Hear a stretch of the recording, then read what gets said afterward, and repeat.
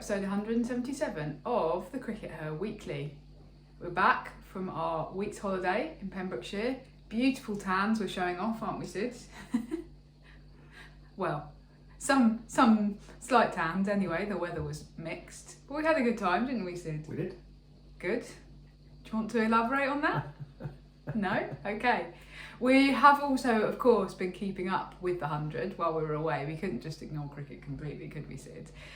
So let's do a little bit of a rundown about what's been happening in the 100 to start this episode. I'll just run through the points table first of all, based on the situation when we're filming this, which is Sunday morning, UK time. So, top of the table, having beaten the Fire in a last ball thriller yesterday, are the Southern Brave. So you're happy, Sid? Yeah. The Pom Bears are on top. Back on top. So they've got 8 points to Welsh Fire's 7, so the Fire are second, so that's pretty good. Then close behind them are the Pop Chips women, the Northern Superchargers, my team, who are on 6. So those three are a little bit out in front.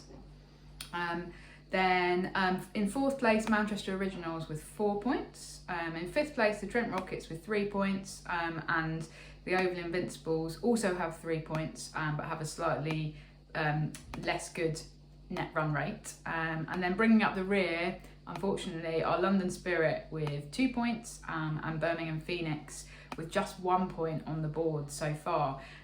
So Spirit and Phoenix bringing up the rear, as I said there, but can they still qualify, Sid? You've done your analysis, haven't you? Yeah, they still can definitely still qualify. In fact, both of them can still win the table technically. The maths says that, and you can't buck the maths. So there's 15 games left. That's like about 14 million different scenarios if you take into account the possibility of games being rained off. I'm just trying to imagine me doing it with a bit of paper and a pencil.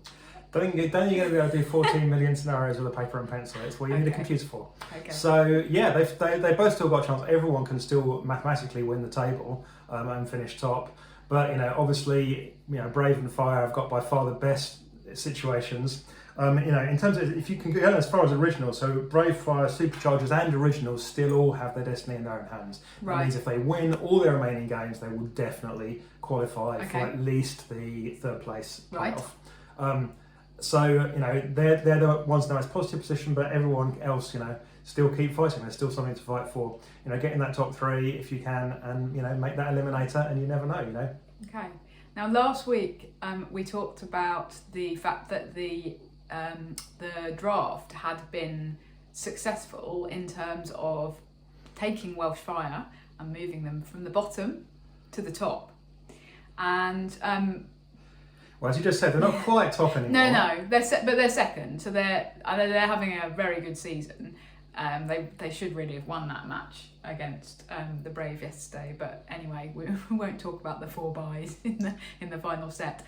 But having said that, so at the other end of the table, Invincibles have gone from being invincible in the first 2 seasons, having won the first 2 titles, to being now near the bottom of the table and potentially struggling a bit to qualify, actually. They're one of the teams that don't have their destiny in their own hands, I believe. Yep, that's right. So it's a tricky old season for them. However, in terms of teams who have been successful in previous seasons and are still being successful, let's talk about the Southern Brave, okay? Because I can't work this one out, Sid. Southern Brave have been in both finals of the Women's 100 that we've had so far. Admittedly, they lost both times, but they were in the final. They're now top of the table. So can you please explain to me how Charlotte Edwards manages to turn everything she touches to gold, even when there's a draft involved? Because it's not really fair, is it, on the rest of us mere mortals? Well, the draft evens things up, doesn't it? But it doesn't, it doesn't mean that necessarily. I mean, a draft of the kind that we've done this year, although Fire got the first picks, that still meant that they only got 1 pick in the first round, and then the Brave also got a pick in the first round. They got to have to use their retention card as well. But I think the bottom line is that that this is what happens when you have Charlotte Edwards, who's the person that probably watches more women's cricket and pays more attention to what's going on in the domestic game than anybody else. There's nobody else that pays as much attention as she does to the rest of the domestic game. And so, she's always focused on these players and always looking at, which players she might be able to bring in. And she's thinking, sometimes, seasons ahead about players that she might be able to bring in 2 or 3 years' time. And she's got roles mapped out for players. Yeah. It's really interesting what she's done with Rihanna Southby in this 100 competition, because of course Rihanna Southby got dropped by the Southern Vipers. I nearly called them the Southern Brave. Not the same. She got dropped by the Vipers because it was perceived that there were stronger batting options. Yeah. But they brought her in as the specialist wicketkeeper into this competition. Even though she's batted at 11 in one game, she's batted at 10 in one game. I think she might have come in at 9 in one game. Yeah. But she's basically playing as a pure wicketkeeper. Yeah. It's been a very successful strategy, and she's won a Player of the Match award. I think you mean Match Hero award. Well, I think you mean Meerkat Match Hero. That's true. Sorry, I didn't get my branding in there. Anyway, she's won a Meerkat Match Hero. And when was the last time a wicketkeeper won a Meerkat Match Hero purely for their wicketkeeping, when they hadn't even batted in that Well, case? I don't think we had Meerkat Match Heroes before this season. Didn't have much Meerkat Match Heroes in my day. Yes, no, I know what you mean. I think it's unprecedented for somebody to be player of the match purely on their wicketkeeping. Charlotte Edwards, shows again that she's a very shrewd analyst of the game, and she knows the players very well, and she knows what people can do. Yeah. And Rihanna Southby's always been a decent wicketkeeper. The issue with her, has never been her ability to pull off some top class stuff behind the stumps. There's kind of dual issues with her. Have always been that her batting is not up there with most of the other keeper batters, and she maybe has had in the past a few concentration issues where she's like let the basics slip through all the while pulling off something spectacular. So she'll pull off something spectacular and then she'll mess up on a couple of basics, and you don't really want that either. But ultimately what Lottie's concluded is that she can do the business here, and she has done, and Lottie's been proved right again. So some canny ability to work out who the Brave needed to focus on retaining, because there was some kind of criticism about them letting Sophia Dunkley go, for example, but having Dani Wire and Smriti Mandana at the top of the order, and then with Maya Boucher coming in at 3, they look very, very strong with the bat. Yeah, no, and Dunks has made a couple of good contributions. She's doing well for Fire. Yeah, exactly. So now at the other end of the table, Raf. So we've seen that that Brave negotiated it really well. We've seen that Fire negotiated the draft really well. What's that with Spirit? Because they seem to have not really taken advantage of the draft to be able to. What's your theory on Spirit, Raf? I don't know if I have a particular theory, other than to say I think that it was really unfortunate for them to have 2 washouts right at the start of the competition, because I think what that's effectively meant is that other teams have come in and have kind of been able to gel together and work out how they play together, and they've almost got a 2-match head start on the Spirit. So having those washouts at any time is unfortunate, but right at the start it makes things particularly tricky. So that means that Spirit have actually, at the time of us recording this, only played 2 matches. So it's probably a little bit early to say, we're going to judge them just on 2 matches. But perhaps we should talk a little bit about washouts, because that has been, unfortunately, a continued theme in the 100. We did talk about this last week, and then I think that on the day that we recorded it, both of the matches on that day were also then washed out. So the first 7 matches, I think 4 of them were washed out or something. Anyway, there was a question raised actually about this, because the Old Trafford game this week had to be abandoned. I think that was on Tuesday maybe. I've slightly lost track of the days, but it was Originals v Spirit.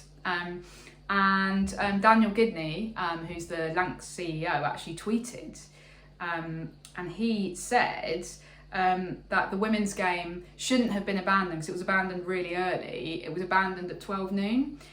So that the men's game could start on time at 2:30 p.m. And he said that basically the men's game should have started a bit later, so that they could have got in a women's game, and a shorter women's game, but they still would have had two matches instead of just the men's game being played.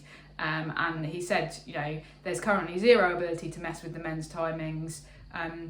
and that shouldn't be the case if we are truly an inclusive sport that prioritises gender equity. And sort of went on and said they could play till 10 p.m. because they could put the lights on, etc., etc. Anyway, so we had a question from Don about this. Hi Don, if you're watching. Basically, what do you think about this? But what was interesting was that after that, possibly even the next day at Lord's, the men's match, I think it was at Lord's, again, I feel like I'm a little bit all over the place because we've been watching everything remotely. The men's game was actually delayed by 15 minutes so that they could play, albeit a reduced, but only a slightly reduced women's game. So I think they played 85 balls or something like that instead of 100. And then they ended up having to delay the men's game because there wasn't quite time to do the turnaround. So that almost that Daniel Gidney comment was, it seems like, was noted by the folks at the ECB and was then acted upon. Yeah, it's very interesting. You do feel sometimes with the ECB that they're like, oh, we can't possibly do that. That would be a ridiculous thing to do. And then 5 minutes later goes, yeah, we're going to do that. Yeah. And that's a little bit what's happened here. But I mean, at the end of the day, the women's competition was particularly suffering. I'm not a weatherman. No, don't think anyone thought you were. I'm not John Ketley, but who? John Ketley's a weatherman, Raf. You remember that one from the 80s? John Ketley's a weatherman. John Ketley, No idea. I thought you were going to go with at least like somebody I'd heard of, like Michael Fish or. Well, actually, the last line of the chorus is, and so is Michael Fish. So, what is this song? Somebody did a song about weathermen. Yeah, John Ketley's a weatherman. I was actually at school. I was in the same house at school as his son, and you can imagine how his son suffered as a result of this song being on top of that. Okay. We've massively Apologies to all viewers and listeners to subject you first of all to Sid singing and secondly to a song about a weatherman. Anyway, I'm not a weatherman, but I wonder if there is something about it being more likely to rain during the day than in the evening. But that's certainly so it might be random, it might not be. But it does seem to have been the case this year that the weather was affecting the women's competition much worse than the men's competition. But the ECB have shown some flexibility, and that's a positive. So yeah, definitely. Thumbs up. And I do think 2 thumbs up. Go on, Raf. We can do 3 thumbs up. No, she hasn't got any hands left.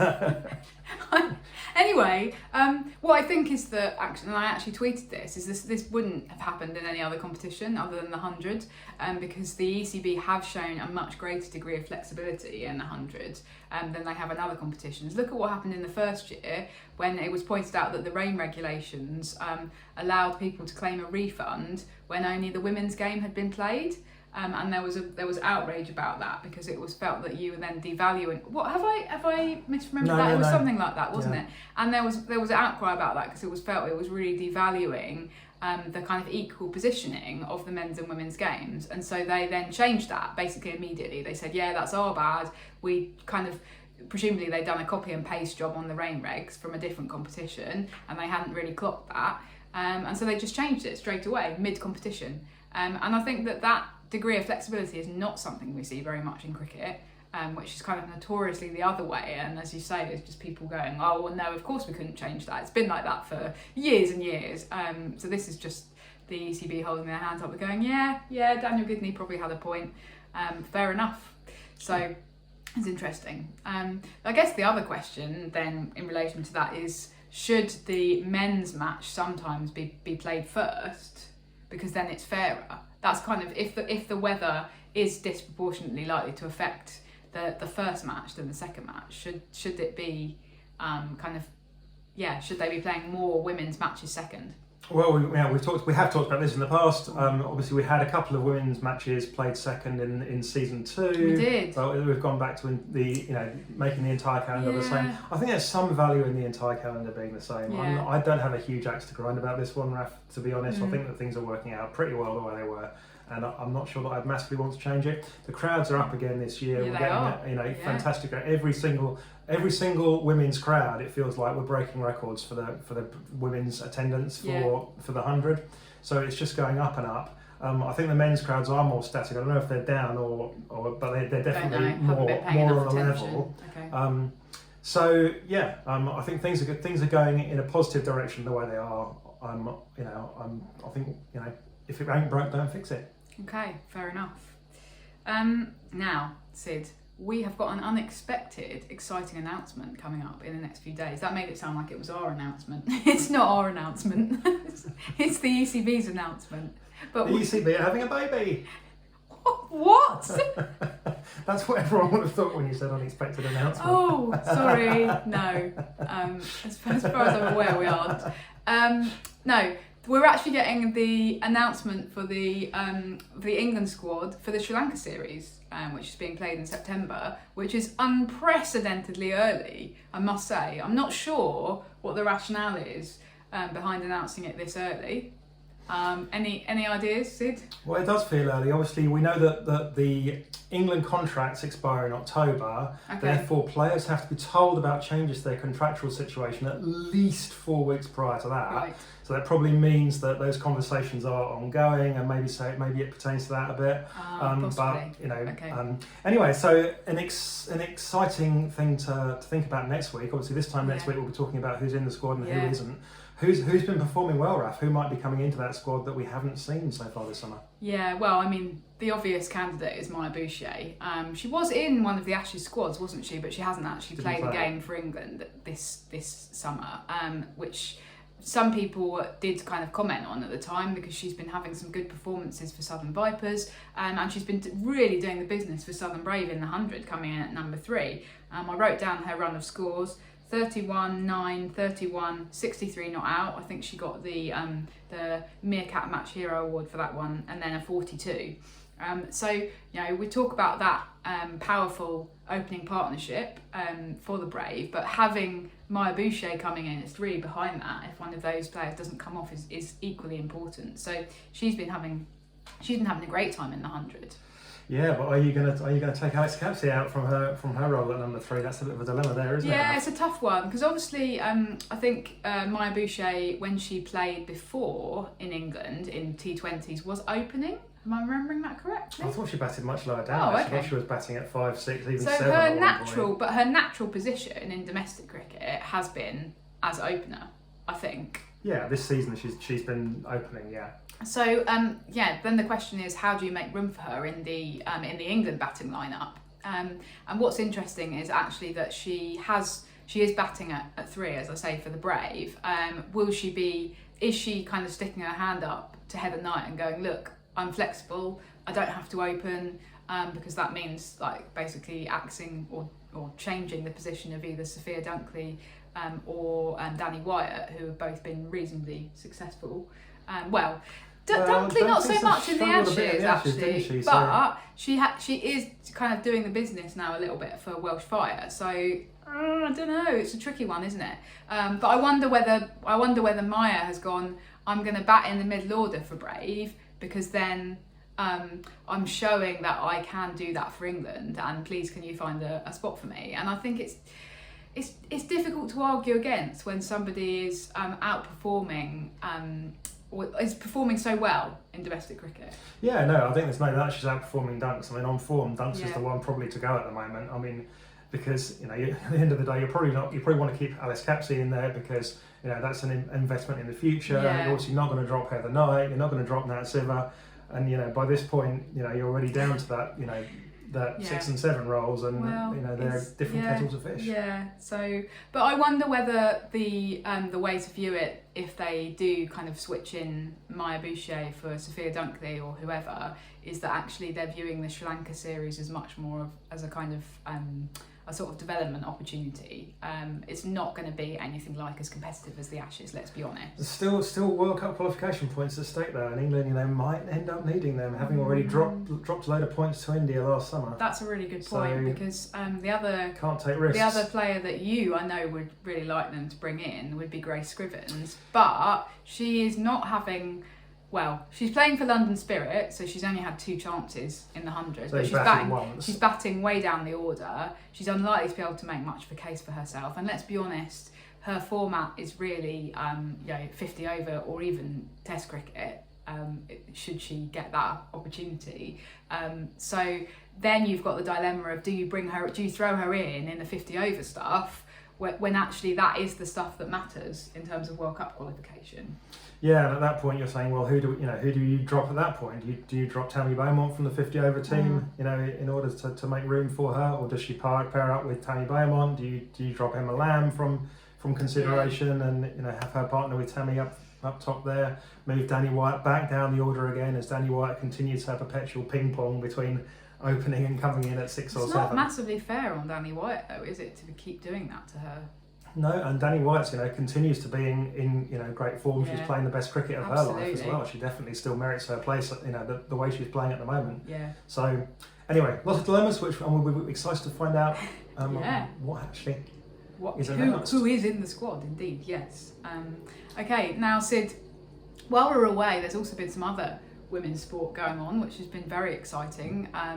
Practically didn't have to leave the the bed and breakfast all week. We could have just sat in front of the telly and watched women's sport. It's great.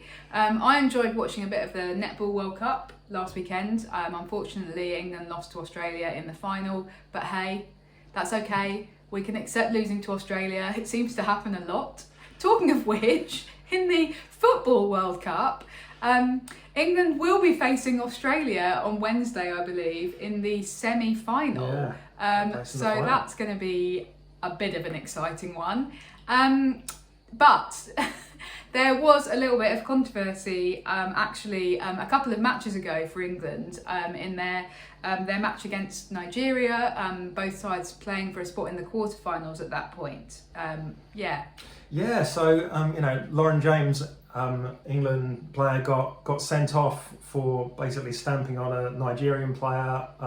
It was a horrible, deeply cynical professional foul. She knew exactly what she was doing, and she was rightly red carded. But it was really interesting because it gave a lot of people some food for thought, because there remains this narrative that women's sport is nicer and not as dirty and not as foully as men's sport, and that the women playing football are all much more positive role models than the men.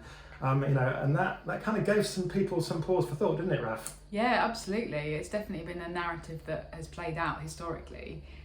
There's been this whole kind of the way that the press has covered women's sport, and specifically thinking about women's cricket. It's been like, oh, they're all lovely, and isn't it nice? And let's pat them on the head because they don't really care about winning. They're just there's brighter cricket and it's nicer cricket, and that's the reason why we should all go and watch it. And actually, no, what we're seeing is that as women's sport becomes professional, unfortunately it does adopt some of these practices of men's sport, men's professional sport. Well, I say unfortunately, I mean, why should the women not care just as much as the men do?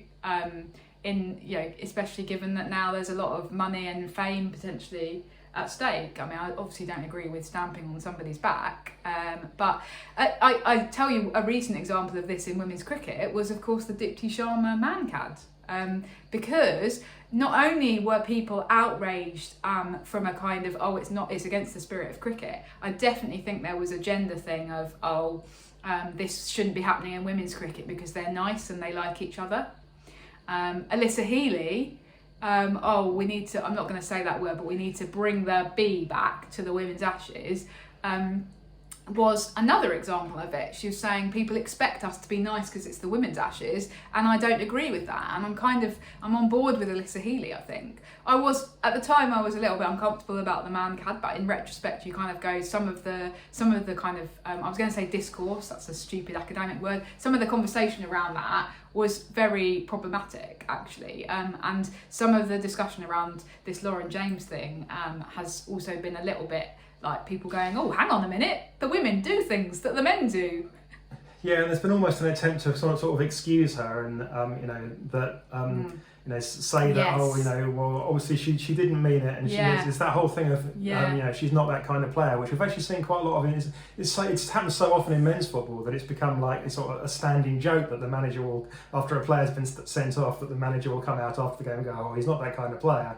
And that's exactly what happened here. But we'll see that, that the women can exactly be that kind of player, and that, that's something that we're going to need to get used to as women's sport, professionalises and the stakes get higher. Yeah. And as the coaching practices coming, because if you're telling me she wasn't coached to do that, then Wow, that's so just really naive. you're going I down a think. very controversial path there. But what I would say is that we have to, if we want women's sport to be treated equally and to be covered equally, then we have to equally accept that when a player does something like that, they're going to get criticised, they're going to get slammed, and they're going to get red carded, and there's going to be stuff said about them.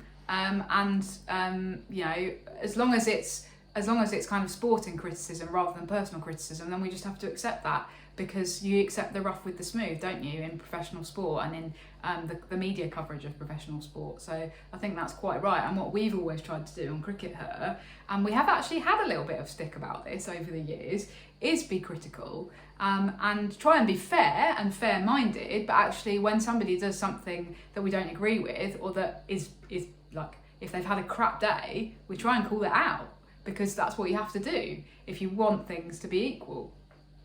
Absolutely. Great. Well, we will enjoy watching England v Australia on Wednesday, and hope some of our viewers do as well. In the meantime, we've got 200 matches to watch today. Yeah. So we better get cracking on uploading the video, Raf. Right, so we can sit down and watch the matches. Okay, well, thanks for tuning in, everybody, and we'll see you next week. Bye. Bye.